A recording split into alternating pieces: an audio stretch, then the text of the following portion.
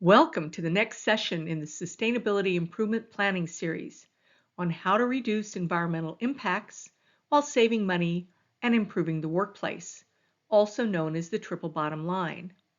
Today's video is on what should we do now, writing the recommendations chapter of your sustainability improvement proposal.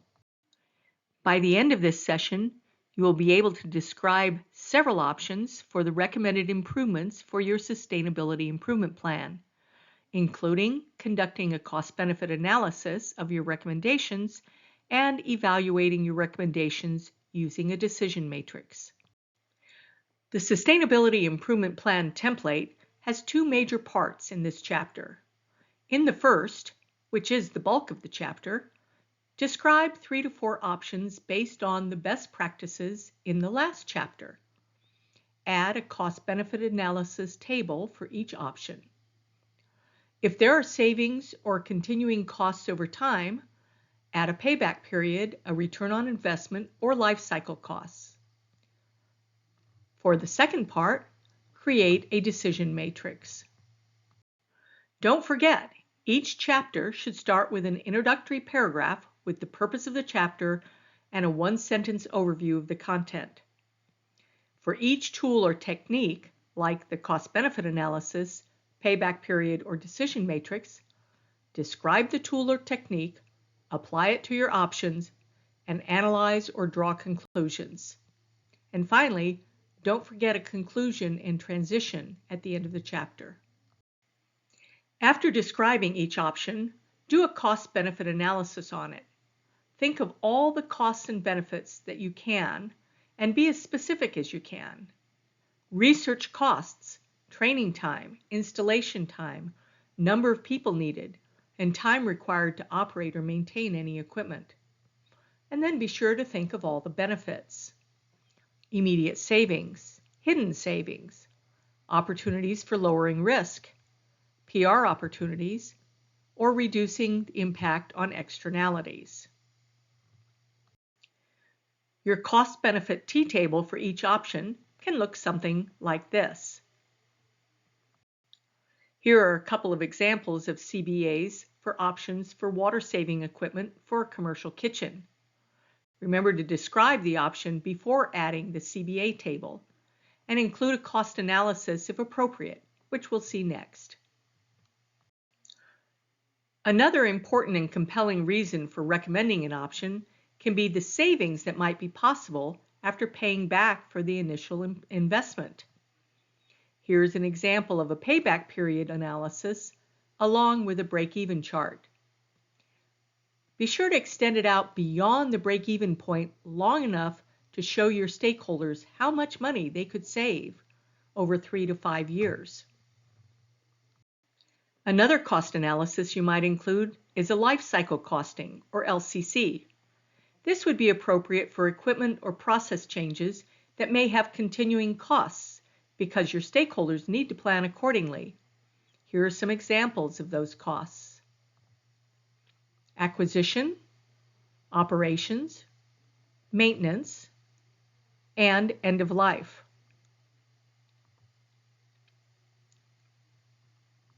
And this is an example of an LCC in which you might show quarterly or annual costs.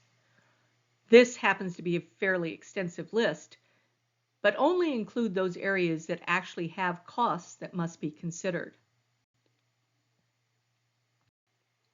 If you work regularly with the stakeholders, you might get them involved at this point in identifying potential improvement opportunities, because team brainstorming often leads to better problem solving and increases buy-in.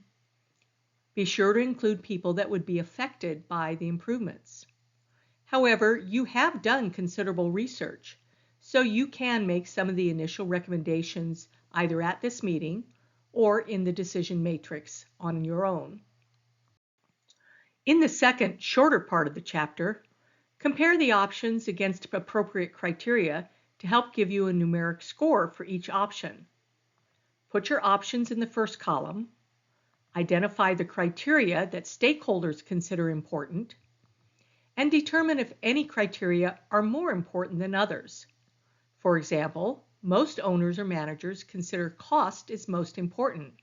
So multiply that score by 2 or 3. If you have more than one, multiply the lesser one by 2 and the more important one by 3. Use a 1 to 5 scale because 1 to 10 or more makes it harder to score reliably. Compare the weighted scores and then test it to see if the results are logical. This is a quantitative measure of a qualitative value. It's an opinion of the appropriate score. If it doesn't make sense, you may not have the right criteria or the right weight. Use your common sense and draw conclusions on the priority for each option. Here are some options for criteria. Is the option easy? Is it acceptable to employees, management, or customers? Is it expensive or cheap? Are there environmental, social, or economic benefits? Is the option aligned with the company's strategic goals? And will it improve product quality, producing customer delight? As you prioritize your recommendations, take a look at their impact. Some solutions are so cheap and easy, they are considered low-hanging fruit, and implementing them early on can produce quick wins that can inspire folks to do more. On the other hand, some solutions are so powerful that even if they cost a bit, the payoff is enormous. These are known as having the biggest bang for the buck. Another important thing to consider is the feasibility of an option. Be sure to check the availability of funds, the availability of personnel to implement your solution, the availability of personnel to monitor and measure the impact of the project, and training. In this video, we've covered the two main parts of the Sustainability Improvement Project: a description and cost-benefit analysis of several options for improvement based on your best practices, and some tools to help compare and prioritize those options. Now it's your turn. Draft your recommendations chapter. And as always, have fun with it. See you in the next session.